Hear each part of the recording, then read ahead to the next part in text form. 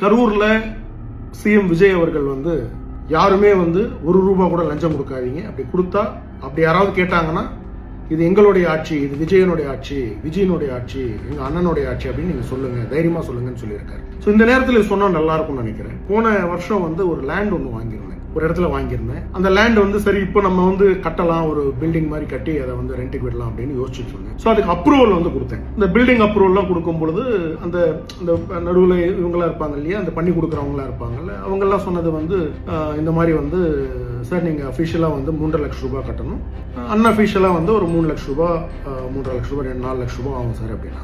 ஏன்னா நான் டைரெக்டாக பேசலை, ஸோ என்னுடைய சொந்தக்காரங்க வச்சு பேசுறதுனால சொன்னாங்க. அப்போ நான் சொன்னேன் இது நமக்கு தான் அப்படின்னு சொல்லுங்க அப்படின்னும் போது கூட அவங்க அதுலேருந்து ஏதோ கொஞ்சம் குறைக்கிறாங்களே தவிர முழுமையாக குறைக்கல.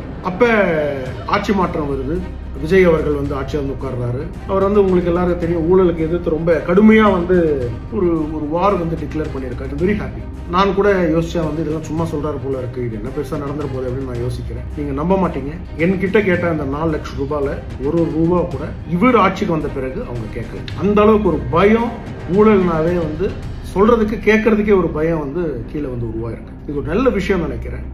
எப்பவுமே நான் சொல்றேன், அரசியல்ல யாராவது நல்லது செஞ்சாங்கன்னா பாராட்டுறதை கத்துக்கணும், அப்போதான் நிறைய நல்ல விஷயங்களை செய்யறதுக்கு முன் வருவாங்க.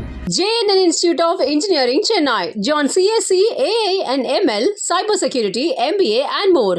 TNEA Counseling Code 1126 near Red Hills, Chennai.